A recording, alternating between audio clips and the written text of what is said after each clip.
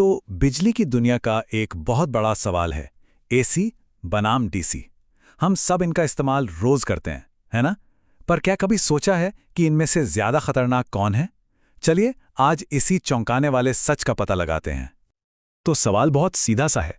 सोचिए, अगर किसी को बिजली का झटका लग जाए तो कौन सा करंट ज्यादा नुकसान पहुंचाएगा? एसी, जो हमारे घरों की दीवारों में दौड़ता है, या फिर डीसी, जो बैटरियों में मिलता है? तो चलिए सस्पेंस खत्म करते हैं। इसका सीधा सा जवाब यह है, एसी करंट डीसी से कहीं कहीं ज्यादा खतरनाक होता है। पर सवाल है, ऐसा क्यों है? इसके पीछे का जो साइंस है उसे समझना बहुत जरूरी है।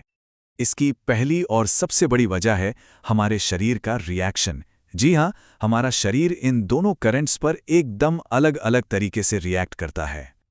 ये समझना वाकई बहुत दिलचस्प है। देखिए, जब किसी को डीसी का झटका लगता है तो उसकी मांसपेशियां एक ही दिशा में सिकुड़ जाती हैं और वो इंसान बिजली के सोर्स से मानो चिपक सा जाता है। अक्सर सुनते हैं ना कि कोई खंबे से चिपक गया।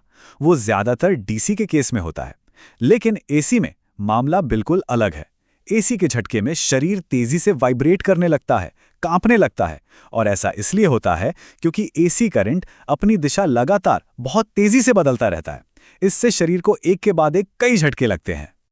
तो अब यहाँ एक बहुत ज़रूरी सवाल उठता है, अगर किसी ने गलती से सिर्फ हाथ से तार छू लिया तो एसी करंट से उसका पूरा शरीर कैसे जल सकता है? जबकि डीसी में तो अक्सर सिर्फ वही हिस्सा जलता है जो तार के कांटेक्ट में आया हो। है ना सोचने वाली बात? इसका जवाब ना एक बहुत ही खतरनाक चेन रिएक्शन में छिपा है। देखिए होता क्या है, जैसे ही एसी का झटका लगता है, शरीर की पहली प्रतिक्रिया होती है पसीना आना। अब पसीना क्योंकि नमकीन होता है, वो बिजली का एक बहुत अच्छा कंडक्टर है। इससे क्या होता है, शरीर का जो नेचुरल रेजिस्टेंस है, जो प्रतिरोध है, वो एकदम से कम हो जाता है। और जब रेजिस्टेंस कम हो जाए तो ज्यादा करंट बहुत आसानी से पूरे शरीर में फैल जाता है और भयानक जलन का कारण बनता है। चलिए अब दूसरी वजह पर आते हैं, और ये वजह दिखाती है कि एसी वोल्टेज के साथ जो नंबर हमें दिखता है ना, वो असल में पूरी कहानी नहीं बताता। जब हम कहते हैं कि हमारे घरों में 220 वोल्ट की एसी सप्लाई आ रही है, तो वो 220 वोल्ट असल में उसकी आरएमएस वैल्यू होती है, मतलब एक तरह की एवरेज वैल्यू। ये उसकी असली मैक्सिमम ताकत नहीं है। इसे ठीक से समझने के लिए पहले डीसी को देखते हैं।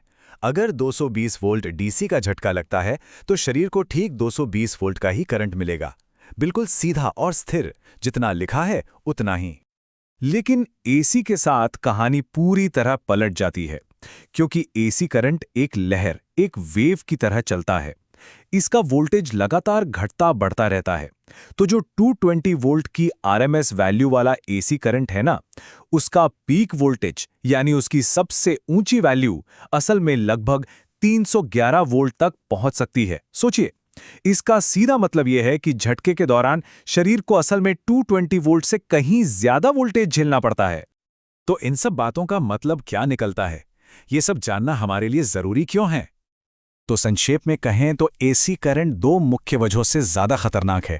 पहली, ये शरीर में वाइब्रेशन पैदा करता है, जिससे पसीना आता है, शरीर का रेजिस्टेंस गिर जाता है और करंट पूरे शरीर में फैल जाता है।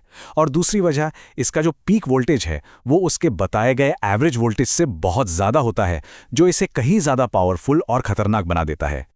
तो अगली बार जब घर की दीवार में लगे एक साधारण से सॉकेट को देखें, तो क्या ये जानकारी उसे देखने का नजरिया बदल देती है?